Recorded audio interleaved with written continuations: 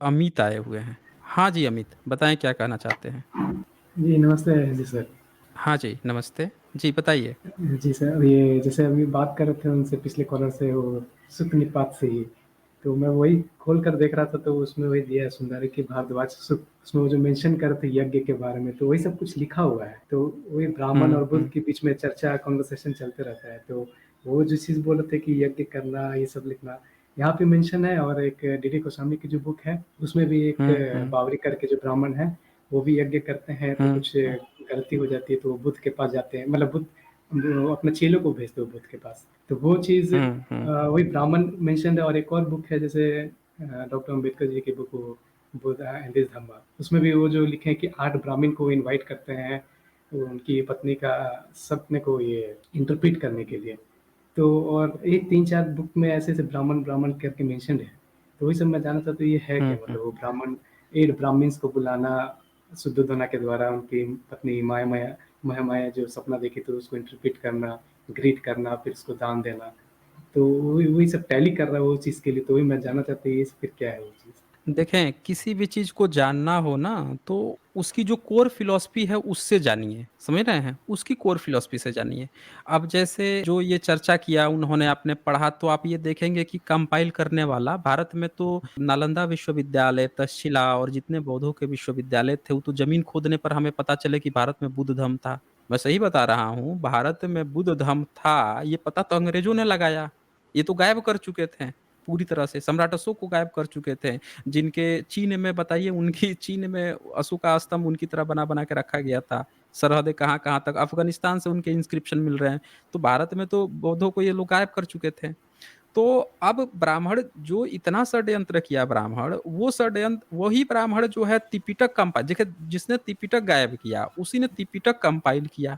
और फिर वही अनुवाद भी किया। अनुवाद का मतलब होता है कि हमारी जो लैंग्वेज है, आज की डेट में जो लैंग्वेज है, उस लैंग्वेज में उसको बताना। यही तो मतलब हुआ ना, ये मतलब हुआ।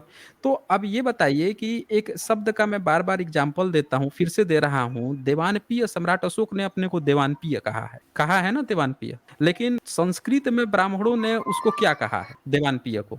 ये पता है आपको? नहीं, ये नहीं पता है मेरे को। नहीं पता है। देखिए, उन्होंने संस्कृत में देवानपिय का मतलब कहा है कि देवानपिय मतलब होता है मूर्ख, मूढ़, गधा कहा है उन्होंने। समझ रहे हैं? उन्होंने जी। देवानपिय का मतलब जो है मूर्ख बताया है। मैं आपको खोल के दिखा देता हूँ, क्लियर हो जाएगा सभी लोगों को, वो दिखा देता हूँ। अभी तभी आपको घाल-मेल पता चलेगा। वो बोल रहे थे ना कि ब्राह्मण की बात चल रही है, उसमें इसकी बात चल रही है। मैं इनकी वही खोल देता हूँ कि ये कैसी-कैसी बातें लिखे हैं, क्या-क्या चीज़ लिखे हैं। भई, जो शब्द पाली में होता है उसका अर्थ आप संस्कृत की तरह निकाल ही नहीं सकते। वहाँ पे कुछ और बातें चल रही होती हैं। ये देखें, ये इनकी ही डिक्शनरी मैंने खोल दिया है, ज़ूम भी कर दिया मैंने। ये पढ़िए, यहाँ पे देवानपिय आपको दिख रहा है? जी, एक अनियमित समास, इसका अर्थ है बकरा, मूढ़, पशु की भाँति जड़, जैसा कि तत्यज्ञ देवान्न प्रिय, ये वाला बोल रहे हैं ना सर? हाँ, हाँ। ये वामन शिवराव आप्टे हैं। संस्कृत हिंदी के सबसे बड़ी अच्छी डिक्शनरी संस्कृत की इन्हीं की मानी जाती है, जो सब सब लोग प्रायोरिटी लेवल पे इसको मानते हैं। जी, जी। तो वो जो हैं देवानपीय का मतलब लिखे हैं, एक अनियमित समास है। इसका अर्थ है बकरा, मूढ़ मतलब पशु की भांति जड़। जैसा कि तैस्य तात्पर्य देवानांग प्रिया। तो ये यहाँ पे आपने देख लिया कि उसका मतलब बकरा, मूढ़, पशु की भांति जड़ बता दिया। अब ये बताइए कि ये देवानपीय का मतलब इन्होंने कहीं नहीं लिखा कि अच्छा होता है इसका मतलब, या कोई राजा इस्तेमाल करता है। बताइए, सम्राट अशोक अपने को अपने इंस्क्रिप्शन पे लिखाए हैं देवानपीय पियदसी, ये लिखवाया है ना उन्होंने। जी। अब ये बताइए कि कोई राजा अगर ये लोग थे उस समय, सम्राट अशोक के समय में या उससे पहले थे, तो संस्कृत भी होगी। तो जो इतना रॉक इंस्क्रिप्शन लिखवा रहा है, उस वो सब बेवकूफ थे जो अपने को गधा, मूढ़, कोई राजा अपने को इंस्क्रिप्शन पे मूर्ख लिखवाएगा? एक जगह नहीं, मल्टीपल जगह उन्होंने लिखवाया, कई जगह पे लिखवाया। मैं कहता हूँ कि इडियट, इडियट अंग्रेजी का शब्द है, और आज की डेट में इडियट है, लेकिन हम लोग हिंदी भाषी हैं, वो अंग्रेजी का शब्द है। तो अब हम लिखवा रहे हैं अपनी चीज को, तो हम हिंदी में अपनी लिखवाएंगे, तो चलो हम इडियट लिखवा देंगे अपने हिंदी के किसी कॉपी में कि मैं इडियट हूँ, ऐसे नहीं, बिल्कुल लिखवाएंगे? नहीं है। मतलब हम नहीं, अपनी बिल्कुल। तारीफ कर रहे हैं और कहेंगे कि हम मैं इडियट हूँ सबके सामने। तो चलो किसी ने मज़ाक में कह दिया कि मैं तो इडियट हूँ, वो अलग बात है, लेकिन वो इंस्क्रिप्शन लिखवा रहे हैं सबके लिए मल्टीपल जगह पे, इसका मतलब कि उसका मतलब अच्छा होता था। संस्कृत में इसका मतलब क्या हो गया कि ये लोग गाली दे रहे हैं।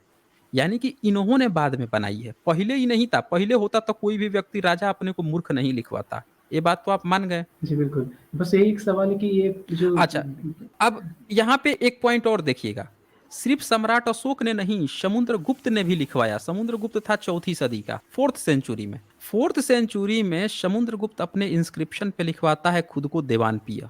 अब ये बताइए, वो अपने को मूर्ख और बकरा लिखवाएगा? उसको ही कहते हैं कि हिंदू सम्राट था। गुप्त वंश को ये लोग हिंदू वंश कहते हैं। आलबरूनी लिख के गया है कि यहाँ के जितने भी हिंदू हैं वो सब गाली देते हैं गुप्त वंश को, कहते हैं कि वो धूर्त होते थे गुप्त वंश लोग। ये वो भी अपने को देवानपिय लिखवाता था।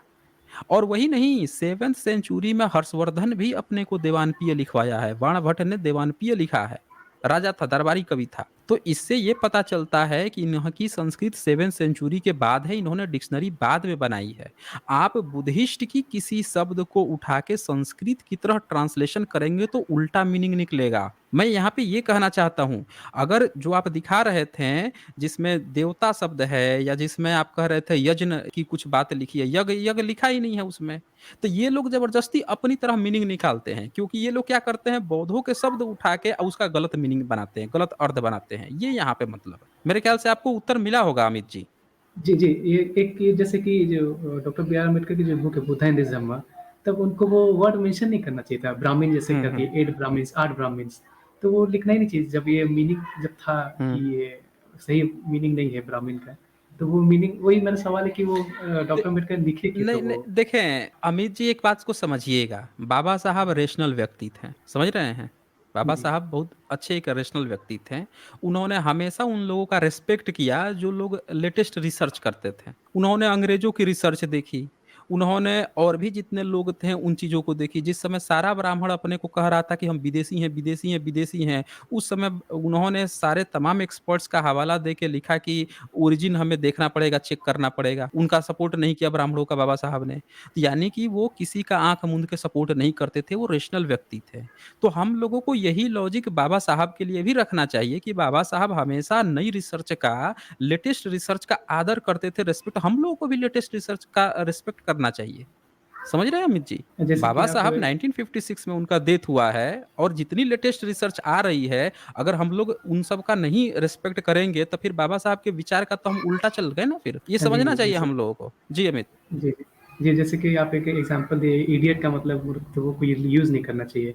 तो वैसे ही उनके अब वो अपने पुस्तक में भी नहीं मेंशन करना चाहिए था, हम ब्राह्मण का मतलब ही कुछ और है, तो वो ब्राह्मण को यूज़ ही नहीं करना चाहिए। जब वो रैशनलाइज़ करते थे वो हर बातों को, तो उस चीज़ का मतलब ही नहीं कुछ और नहीं, था, तो बाबा यूज़ ही नहीं साहब के करना चाहिए। समय देखें, बाबा साहब के समय में इन सब किताबों पे उतनी रिसर्च ही नहीं हो पाई थी, साहित्य पे। एक भी बहुजन, पहला बहुजन थे ना बाबा साहब। बाबा जी, साहब से पहले ज्योतिराव फूले जी काम किए। एससी एसटी ओबीसी से कोई पढ़ा लिखा थोड़े था भाई। आज भारत में जितने ईसाई हैं या जो मुस्लिम हैं, ये लोग भी जो पढ़े हैं या जो सिख हैं, वो भी अंग्रेजों की ही तो बदौलत पढ़े हैं। अंग्रेज नहीं आते तो कहाँ से पढ़ते? कोई भी भारत का एससी एसटी कहाँ पढ़ता? मुस्लिम थोड़े बहुत मदरसे से पढ़ते थे, लेकिन वो भी अपनी वो धार्मिक किताब कुरान वराना थोड़ी बहुत वो चीज़ें सीख लेते थे। कूड़ा भाग करना, व्यापार करना, यही सब सीख लेते थे। बहुत ज़्यादा ये सारी चीज़ें थोड़े पढ़ पाते थे इतिहास-वितिहास।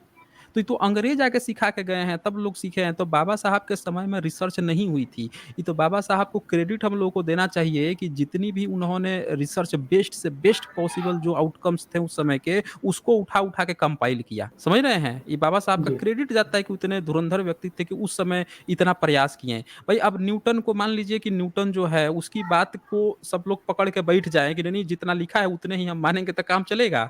बताइए? नहीं, भाई वो तो आइंस्टीन को नहीं भी हो देखना सकता। पड़ेगा ना, स्टीफन हॉकिंस को भी तो देखना पड़ेगा ना। तो ये चीज़ें हैं। जी, जी, जी, जी। ठीक है, थैंक यू सर जी, आप समझा दिए। Okay, okay. जय भीम।